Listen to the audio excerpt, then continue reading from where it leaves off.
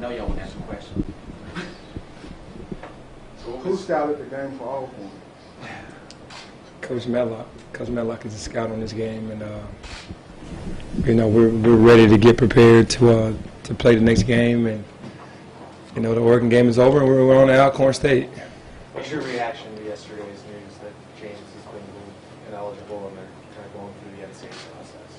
Well, obviously, all of this is tough, but we support James on everything. We obviously understand the difficulty for an 18-year-old to be going through this, and the NCAA has a job to do. But at the end of the day, we support what James and his family and his representation want to do. With you guys, obviously that lawsuit being withdrawn, do you guys regret any of the course action you guys took initially to have him play? Not at all. Hey, did this affect James on the court? I know it affected him off the court mentally, but do you think it affected him on the court? He had some good numbers, but do you think he could have been better if this hadn't been over his head? Obviously as an 18-year-old, there's got to be a lot of stuff going through your head. And, I'm sure he reads and sees what's going on. He can't understand it. People who he thought they were on his side and thinking like, man, I'm just a kid. He's found out that it's a very harsh world and people have jobs to do. So obviously I'm sure it could get him down a little bit, for sure. Do you know what the resolution? Do you know what the ultimate resolution is with James when you're going to have him back? We haven't heard anything, and that's what we're waiting on. That's what's been the biggest problem. We want to know. And what's your approach with the guys you have? Obviously, you got win games with the guys you have. Well, no, we've been here, in the two exhibition games. We went to the Bahamas without James.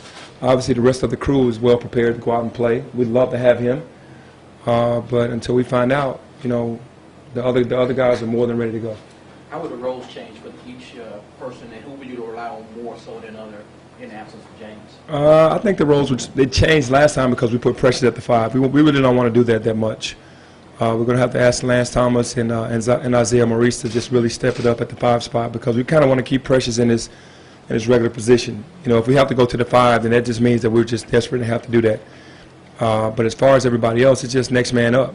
I think that as a collective crew, we're going to have to do it as a team and not individually. Yeah, how do you expect to hear? Any sense of when you expect to hear the ultimate resolution? Man, when you find out, let me know. We're still waiting on Isaiah Stokes, so we're just in limbo right now. Do you think that in terms of recruiting, in terms of your brand, that this has helped the program because you're standing up for your guy, or that the uncertainty has hurt the program? How do you feel about No, I think it helps because they understand that I'm with my guys, and I have my guys back. And I think this was been lost in this whole thing. Obviously, the way that they reneged on their original decision, they would make a horrible stage partner. How frustrating is just that part of it that the reversal? It's just how the NCAA works, and we just have to respect that. And any updates on the home-to-home with Kentucky and Cal? We haven't even visited that at all. So we'll see. You seem honestly a little more subdued than usual. Is this getting you down? Or No. That's one thing that you'll never see from me because, we see the situation, and all I want to do is coach at my alma mater for a city that I love, a school that I love, and all James want to do and the boys want to do is play basketball. That's pretty much all we want to do. You have gotten a lot of support. You talk about, he doesn't know who his friends are. There's been a lot of people around the country who've said, go Memphis, go James.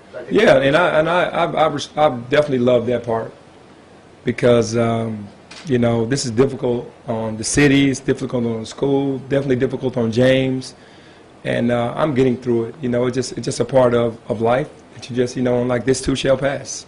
As far as where things stand in the process of this whole thing, is it fair to say that you're just waiting, or do you have to? We're just waiting. There's not more meetings that you have to be at. No, we're just honestly waiting. In hindsight, do you regret would you do anything different in the way you distributed the minutes in the Oregon game? No. We got into foul trouble. We kind of derailed our normal rotation. For James to get 2 fouls, that second foul was, pretty funny to me.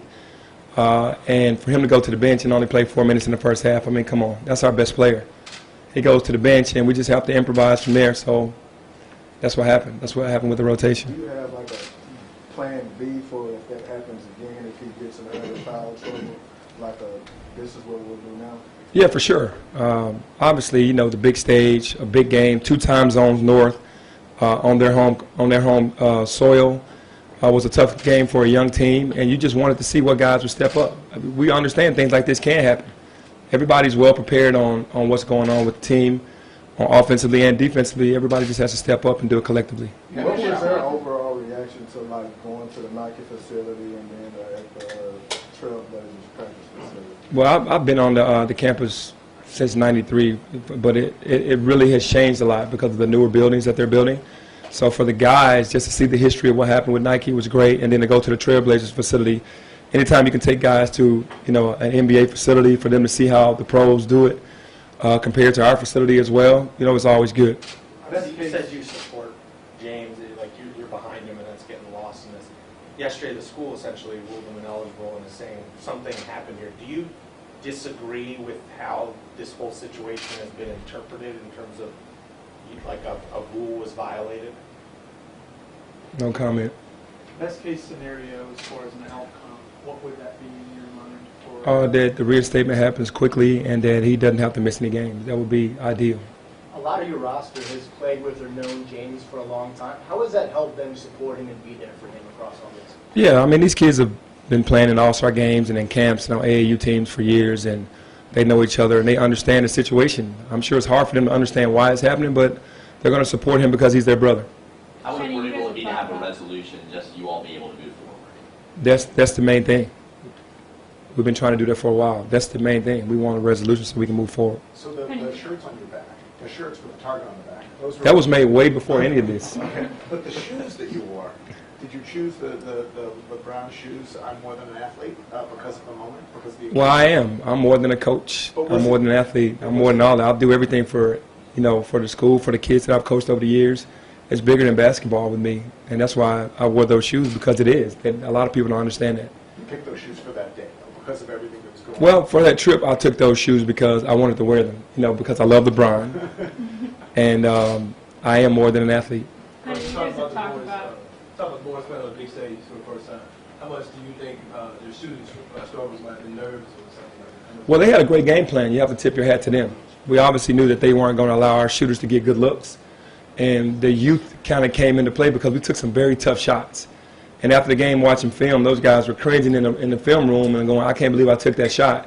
But their game plan worked. They were trying to run us off three-pointers and push us back into the paint. They played a great matchup zone. We were well prepared, but like I said before, you can't never account for the nervous energy in a kid. We're a young team, and we did not bode well playing against that zone and getting the ball inside or shooting threes, and 4 for 23 is something that you never want. And we'll learn from it, and I feel like we'll be better a month from now, from that game. Penny, you guys have talked about the hopes you have for this season, now not knowing what could happen with James. I mean, have you seen enough from these players that you need to change that thought, or is it stay the same? No, I think everything stays the same. I don't think that it's in a position. We're hoping that the NCAA acts quickly on this and gives us a fair ruling on what's going on, and we can move past this. And, the team is figuring that out, that's what we want. But if he can't play, whoever's out on the floor is more than prepared to play. How would you rate your defensive performance against Oregon, and what could have been done better other than the obvious? For a young team, we actually stayed in the game and fought. We messed up maybe 7 or 8 times on our defensive principles and what we wanted and our game plan. And every time we messed up, they knocked the shot down and hurt us. And then, it was just kind of like self-inflicted wounds. And we're learning from that. But obviously, I thought the defense did really well. When you look at, go ahead. You go. When you look at the national response to Memphis and a lot of positivity going your way throughout this entire thing, what is it about this team, this program, and mostly about James that you think kind of fostered, people really being on his side in a case like this? I think they're just looking at the situation. I mean, are we all looking at the situation? Or why this is bad? I mean, I think that everybody's looking at it. I think everybody's kind of controlled their own narratives, but if you're looking at it for what it's worth, you see it. People in the country are saying, how? So that's why they're on this side.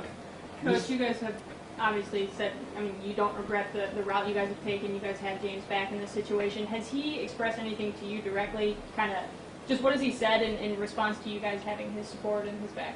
No, he loves that. He's just really confused. Like, really confused. I mean, he's, like I said, he's an 18-year-old kid. He is really, like, hurt that they're trying to take games away from him, you know, and he wants to play. All he wants to do is play basketball. But has he expressed gratitude? Yeah, oh, absolutely. He tells the players and has told me plenty of time through this entire process that, you know, he's happy for his brothers and his family and that, you know, we'll get past this. James is a very brilliant kid. He understands what's going on, but still hurts. For a young team going through all this, you know, you guys are still getting to know each other. Obviously, some of these guys have played a couple years together, but still young, a lot of pressure on the squad. Going through this, does this, you know, think bond these guys? You know, It does. I think it does. I think obviously they know that a brother's going through turmoil and our school is going through something, and you become closer. And that's what's happening right now. You're more than a coach. You're more than an athlete. So for those that don't know or may be wondering, who is Tim Hardaway? I'm more than a coach, more than an athlete.